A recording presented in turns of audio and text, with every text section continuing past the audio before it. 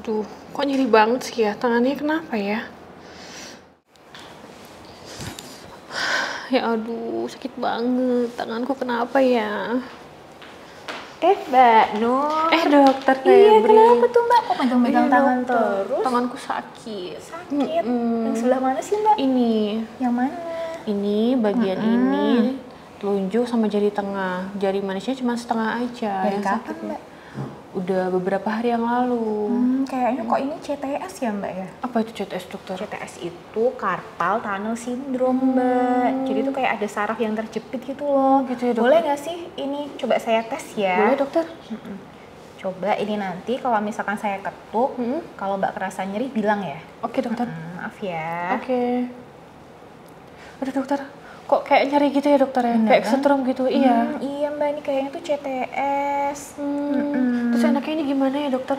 Kayaknya sih ini deh, apa namanya, saya tuh ada kenalan dokter saraf yang ada di RSWN Mbak. Gitu.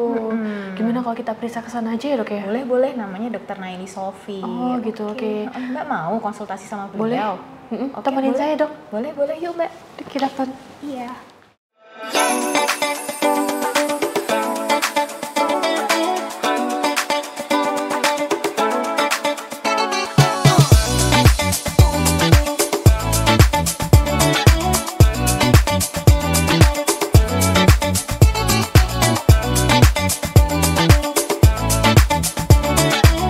Assalamualaikum Dokter Sofi. Waalaikumsalam, Dokter Halo Febri. Dok. Halo, Gimana iya. kabarnya Dok? Alhamdulillah baik, sehat. Sehat juga ya dok ya? Alhamdulillah sehat Iya. juga sih Dok. Mm-mm. Oh iya Dokter, sekarang kesibukannya apa nih Dok? Ya masih di rumah sakit ya, periksa pasien, visit pasien.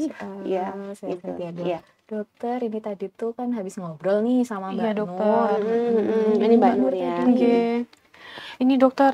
Tangan saya yang ini suka nyeri. Kenapa ya, dok ya? Oh Suka iya. kesemutan gitu, kebas. Udah berapa lama tuh Mbak?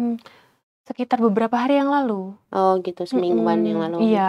Gitu. Yang sebelah mana tuh Mbak tangannya? Ini sama ini setengah dari ini. Oh gitu. Iya. Awalnya kenapa? Habis ada pekerjaan berat mungkin Saya- pakai tangan. Saya kerjanya di kantor tuh ngetik terus kan administrasi, gitu. iya, Tiap hari pendaftaran. Di komputer Iya, gitu ya, ngetik dokter. laptop ya.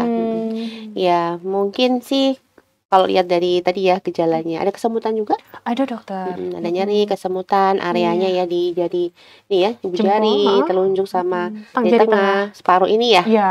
Ini mungkin masih bisa suatu kondisi yang kita namakan CTS tuh Mbak Nur, carpal tunnel syndrome, atau kalau bahasa Indonesia sindrom terowongan karpal. Iya Dok, tadi tuh saya juga udah ini sih Dok ngira jangan-jangan itu CTS. Iya dok, gitu ya Dok ya. kemungkinan.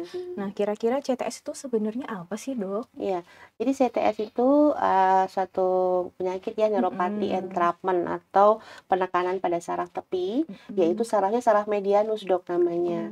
Akibat dari banyak hal ya, bisa jadi karena ada satu peradangan di otot atau tendo di sekitar nervus medianus itu, atau memang nervusnya juga meradang juga bisa. Jadi nervus medianus itu kan dia berjalan dalam suatu terowongan, namanya terowongan karpal. Dia dari sini nih, ya, terowongan Gimana ya, karpal Dok? di sini, Tempatnya, Dok? daerah Oh, sini, daerah dok, sini pergelangan ya. tangan, ya. Pergelangan tangan. Nah, terowongan karpal itu dikelilingi sama tulang-tulang dok. Iya. Kemudian di bagian dalamnya ada yang namanya flexor retinaculum. Nah, dalam terowongan itu isinya banyak. Ada tendo-tendo otot. Jadi otot-otot kita yang dari telapak tangan ya, otot-otot iya. apa namanya, jari-jari tangan ini, tendonya berjalan di situ bersama dengan nervus medianus. Ada 10 tuh dok tendonya, banyak juga ya. Dok, ya. Banyak ya, Mbak, Jadi ya. terowongan yang seperti itu diisi oleh tendo dan ada sarafnya juga. Nah kalau kemudian kita menggunakan aktivitas Mbak Nur kan banyak banget pakai jari-jari, Iya. mau nggak mau kan jadi otot itu tegang terus ya. Iya. Lama-lama bisa tendonya juga bisa ikut capek, meradang, terus menjadi apa namanya mengentrapment atau menjepit si saraf medianus tadi. Akibatnya saraf medianusnya ikut terinflamasi atau malah peradangan gitu. Terjepit. Ini entrapment tuh jepitan saraf yang Kalau terjepit medianus. Gejala-gejalanya apa aja ya, dokter? Gejalanya, jadi kita kembali lagi kalau kita bicara tentang saraf itu sebetulnya fungsinya itu ada 3 Mbak Nur. Jadi 1 sensorik, 2 motorik, 3 otonom. Biasanya gejala awalnya ini pasien mengalami tadi itu nyeri di pergelangan tangan, ada kesemutan, ya. kesemutan di Kebas area juga tertentu. termasuk Iya betul. Kesemutan biasanya memang sesuai dengan area yang dipersarafin nervus medianus, Mbak Nur. Jadi ibu jari, telunjuk dari tengah sama setengah Separuh dari itu ya. jari nomor 4 dari manis. Jadi ini yang dipersarafin nervus medianus. Nah, kalau tadi entrapment tadi berarti akan ada gejala tadi kesemutan, ya kadang-kadang nyeri baal yang seringnya pada malam hari Iya. gitu. Kalau itu entrapmentnya terus berjalan, inflamasinya terus berlanjut, nanti akan lanjut ada gejala motorik juga. Lama-lama kurang kuat nih tangan kita untuk genggam. Genggamnya kurang. Mungkin awalnya tidak terlalu dirasakan karena masih bisa terkompensasi, tapi lama-lama kalau itu makin berat, megang jadi mudah lepas ya. Mungkin nulis juga jadi nggak bagus tulisannya, pulpennya suka jatuh-jatuh gitu. Sampai mungkin juga pada siang harinya kalau udah berat timbul gejala otonom yang ketiga, kadang suka bengkak tangannya, terus agak tidak berkeringat gitu ya, seperti itu. Jadi gejalanya bisa sangat bervariasi tergantung dari berat ringannya penyakit gitu. Kalau ngetik WA suka typo itu termasuk nggak, Dok? Yang typo. Typo. Kalau typo sih ada kemungkinannya mungkin juga karena dia lemah, tapi kalau typo saya rasa kok karena mungkin kitanya salah aja ya, tapi konsentrasi bukan kita ya yang konsentrasinya. Jadi kalau yang terkait dengan kelemahan ini biasanya mungkin menulis malah justru ya mungkin masih bisa sih, Dok, kayak ngetik jadi lebih lama gitu, tapi lebih kelihatan adalah genggam sebetulnya. Kalau menulis lama-lama kan suka capek, menulis itu berpengaruh juga. Ya masih mungkin kalau dia lama-lama capek itu karena memang lemes ya tangannya, nah, atau kesemutan jadi diprovokasi. Kan itu gerakan yang juga memprovokasi ya, ketika kita fleksi atau seperti ini fleksi ya, atau kita ekstensi berlebihan, ini memprovokasi akhirnya timbul yang sudah sudah terjepit tambah terjepit tuh Mbak Nur, karena gerakan-gerakan kita tadi gitu. Tadi ada yang awalnya ada sensoriknya juga ya, Dok ya, terus habis itu ada motoriknya, terus habis itu juga otonom itu yang kayaknya gitu. Kalau sudah yang lebih berat lagi ya, Dok. Iya, Dok, ini tadi sudah gejala tuh ada faktor-faktor resikonya apa aja sih, Dok? Kalau apa ya, maksudnya tuh orang-orang tuh bisa terkena sama CTS ini apa aja sih, Dok? Iya, paling banyak itu kaitannya sama aktivitas sehari-hari kita, seperti Mbak Nur tadi. Beliau kan ngetik terus setiap hari ya, apalagi ibu rumah tangga yang mungkin pekerjaan rumah tangga itu juga sangat penting tuh, Dok. Misalnya nyapu, ngepel, ngulek ya setiap hari ya. Setiap hari kan lakukan itu ya, direpetisi terus, apalagi berulang. Apalagi memang mungkin secara anatomi ada kan orang tuh nggak sama ya, mungkin karpal tunnelnya atau terowongan karpalnya ada yang sempit, ada yang agak lebar. Nah, kalau yang sempit dengan dipicu aktivitas dia akan muncul. Atau pakai sarung tangan yang terlalu ketat. Kan kadang kita ada ya pekerja-pekerja pegawai yang pakai sarung tangan karet yang sangat kencang. Terus gerakan vibrasi, misalnya kayak Pak Tukang tuh kan mukul atau ngebur yang terus-terusan itu kan ada vibrasinya ya. Itu juga bisa. Jadi sebetulnya banyak itu kalau terkait dengan aktivitas sehari-hari. Bisa juga diabetes mellitus ya, Dok, dia mempermudah. Kemudian obesity itu juga lemak-lemak yang berlebihan. Kekurangan vitamin neurotropik seperti B12 itu juga bisa menjadi faktor resiko CTS. Banyak juga ya, Dok, banyak faktor resikonya. Terus biasanya kalau yang kayak gitu yang terkena tuh rata-rata kebanyakan wanita atau laki-laki gitu? Kalau secara epidemiologi banyak perempuan. Ya, mungkin memang satu secara anatomi ya, kita lebih terowongan karpalnya itu lebih sempit. Yang kedua, pekerjaan wanita sehari-hari ibu rumah tangga juga sangat berpengaruh terhadap itu tadi terjadinya entrapment atau jepitan dari nervus medianus. Iya. Berarti para suami harus bantu para istri ya di rumah ya, Dok, buat bersih-bersih ya. Gitu, paling tidak dibantu ya, nggak selalu perempuan yang ngerjakan. Iya, betul. Kerjasama. Ya, apalagi kalau udah ada gejala itu harus dikurangin aktivitas itu. Betul. Dok. Terus, Dok, kalau kayak gitu kan gejala-gejalanya tadi seperti itu, ada nggak sih, Dok, kayak semacam tes yang kira-kira tuh yang gampang, yang kira-kira tuh mungkin sahabat wanita yang di rumah itu bisa dilakukan gitu. Kalau misalnya kok tanganku kesemutan ya, ini ada nggak sih tes yang ini arahnya ke CTS kemungkinannya gitu. Ya, yang pertama tadi gejalanya ya sudah kita sampaikan, terutama memang di area dari jempol, telunjuk, tengah, dan jari manis. Ini yang seringnya di sini, terutama telapak ya, area telapak. Kalau yang di depan sini hanya segini, Dok. Sedikit, tapi kalau yang telapak semuanya. Nah, tes-tes yang mudah itu sebenarnya kita juga sering lakukan di praktek klinik. Jadi kalau saya dapat pasien, saya juga lakukannya itu. Yang pertama itu kita provokasi dengan mengentrapment tadi, menjepit. Ya, caranya satu, kita bisa lakukan namanya Valen test. Jadi kayak gini nih. Ditekuk begini, kita tekan selama 60 detik gitu kan. Ya ini Mbak Nur mungkin bisa sekalian cek. Kalau nanti diginikan terus lama-lama kok yang tadi Mbak rasakan kesemutan makin kesemutan, berarti tes Valen positif.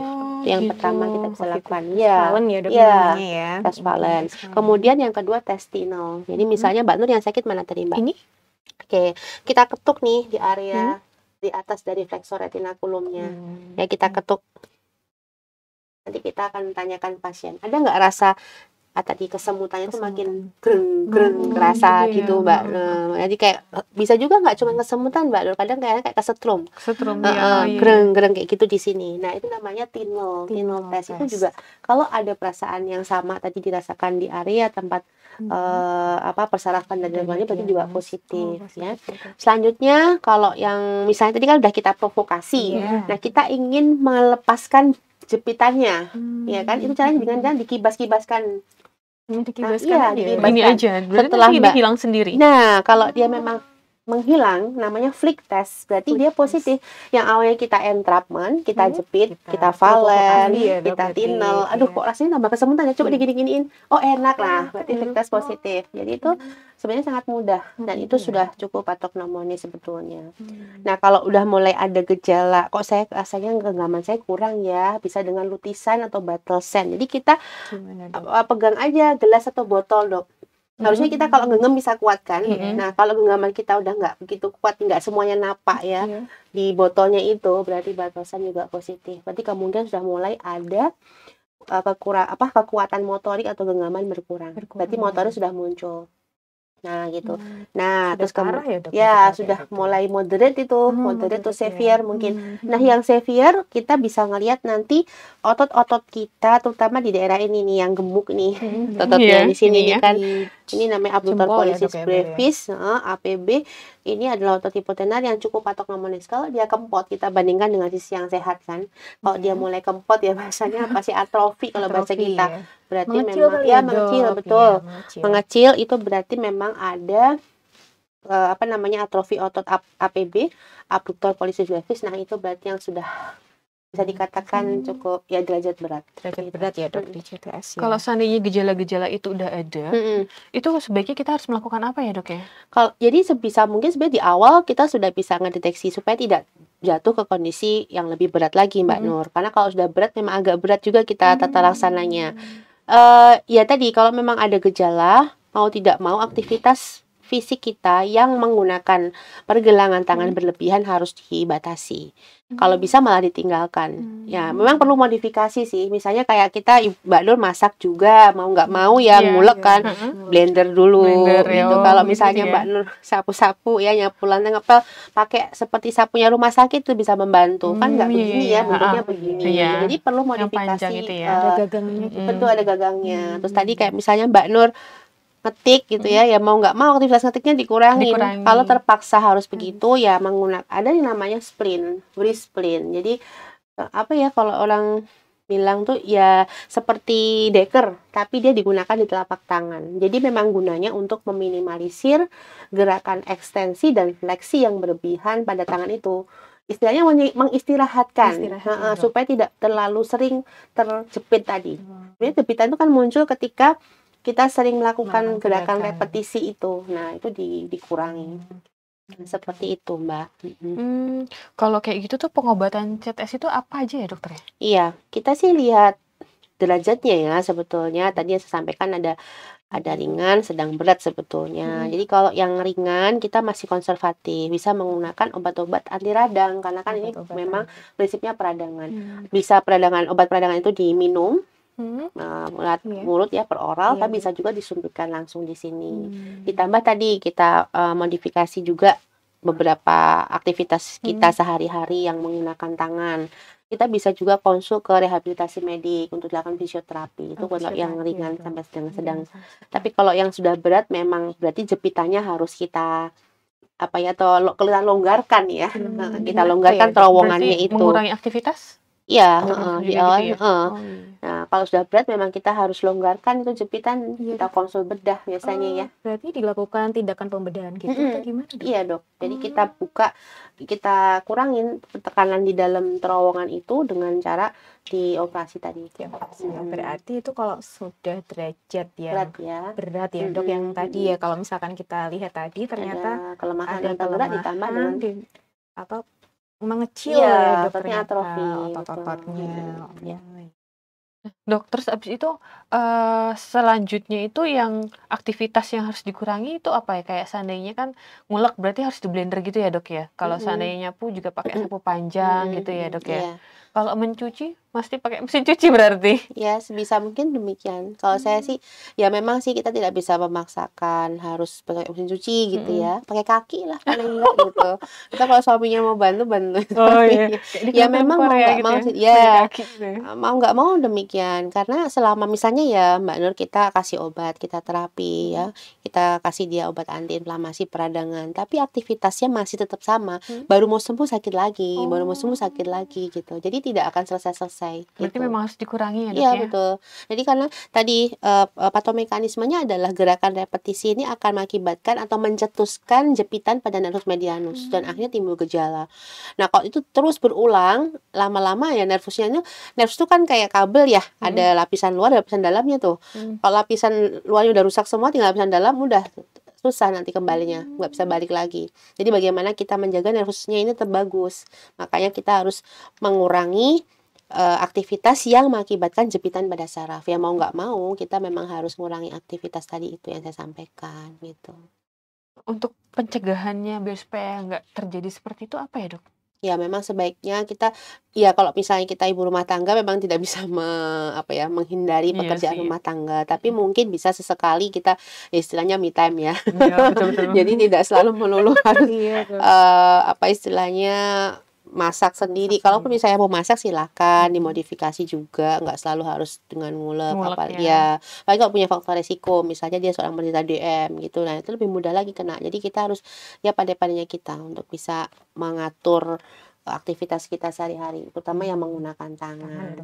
Oh ya, dokter, kalau seandainya nih ternyata tuh ada pasien ternyata pekerjaannya tuh harus ngulek gitu ya, Dok, kayak mungkin penjual gado-gado ya, penjual kayak gitu, memang harus benar-benar di stop atau gimana sih? Dok? Kalau dia mau betul-betul total ya mau nggak mau, tadi saya sampaikan kita harus lakukan modifikasi terhadap aktivitas itu. Masih mungkin nggak kita pakai alat bantu yang lain gitu. Kalau memang mau benar-benar sembuh total, dan itu memang sangat ada kaitannya. Kalau nanti dia nggak bisa ngurangin, mau nggak mau pasti tetap akan terus berulang itu nyerinya, nggak bisa total. Berarti resiko penjual gado-gado lebih tinggi ya? Iya betul, iya betul, memang iya. Sebagian yang orang-orang yang menggunakan tangannya berlebihan. Saya pernah dapat pasien juga itu driver online Gojek gitu loh. Itu kan dia tiap hari selesai dapat pelanggan satu ya, orderan dapat lagi kan tuh pengen HP terus ya. Terus gitu ternyata pengendara motor juga ya. Kan dia ngendarain motor. Mungkin motornya nggak cuman 1 kilo, 2 kilo, 3 kilo. Berpuluhan kilo. Main HP lagi. Nah, itu jelas faktor resiko. Iya. Ya, lanjut nih, Dok. Ini tadi kan sudah penyebabnya, pencegahannya juga sudah nih, Dok. Kalau ada nggak sih, Dok, pemeriksaan penunjang apa sih yang diperlukan kalau misalkan kita tuh tahu oh ini derajatnya tuh udah berat kayak gitu?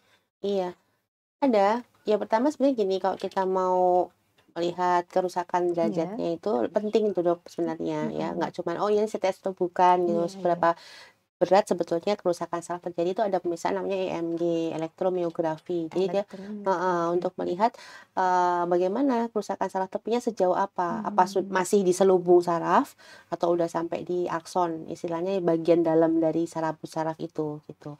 Itu bisa menggunakan elektromiografi. Jadi kita lihat bagaimana kerusakannya, ya, apakah masih mielinnya yang rusak, saraf pusarnya, atau sudah aksonalnya. Nah, kadang-kadang kita juga untuk menyingkirkan diagnosis yang lain, kadang kita juga melakukan pemeriksaan foto nih dok, di sini ronsen, radiologi, kita akan foto ronsen. Ada nggak fraktur-fraktur misalnya yang sangat tipis gitu ya, atau arteritis gitu juga kita bisa lakukan, karena kan itu untuk menyingkirkan diferensial diagnosis atau diagnosis banding kita. Kalau untuk fungsi saraf sendiri pakai pemeriksaan namanya elektromiografi. Iya. Jadi dengan pemeriksaan penunjang itu dengan gejala pemeriksaan penunjang diharapkan iya ini benar-benar CTS. Jadi nanti bisa lebih tepat gitu ya dok ya untuk penanganannya. Iya. Berarti bisa harus terapi juga ya dok ya? Iya, kalau itu masih fase-fase ringan sampai dengan sedang, biasanya tetap kita modifikasi dengan fisioterapi ya, selain kita masukkan ke rehab medik untuk fisioterapi selain obat-obatan dan tadi modifikasi gaya hidup tadi. Oh ya dok, ini kita sudah di penghujung acara. Oh ya, Mbak Nur. Kayaknya kita harus sudah selesai ya dokter ya sampai sini. Gimana nih Mbak Nur juga udah ini ya udah paham ya Mbak Nur ya CTS. Makasih ya dokter ya untuk ilmunya. Iya, semoga bermanfaat ya. Biar supaya di rumah berarti saya harus mengurangi aktivitas-aktivitas yang berat. Ada alasan tuh Mbak Nur ngomong benar. Iya benar. Biar supaya ada yang bantuin ya dokter. Iya, iyalah gitu. Iya nih dokter untuk mungkin ada tips-tips gitu buat sahabat wanita yang ada di rumah dok tentang CTS ini. Mungkin dokter Sofi bisa memberikan. Baik buat teman wanita RSWN ya.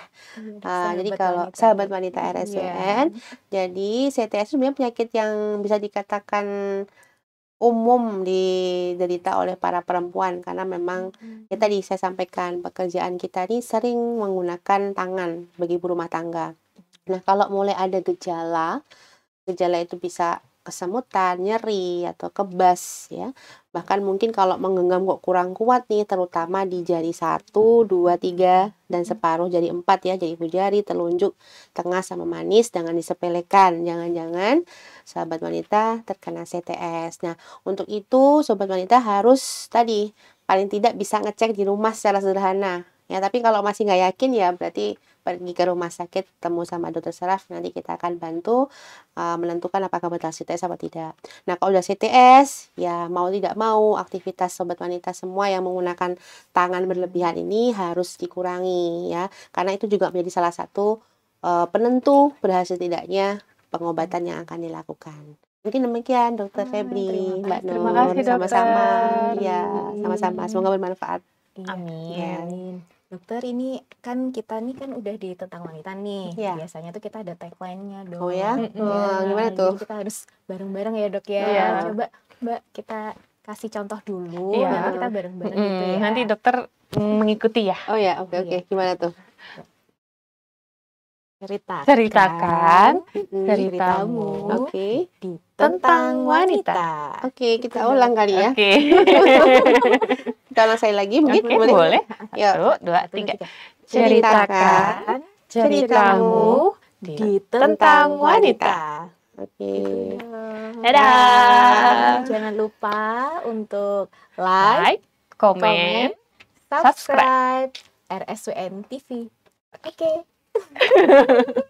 Makasih ya dokter. Ya, sama-sama. Dokter Febri, Mbak Nur. Makasih dokter. Sama-sama. Ya.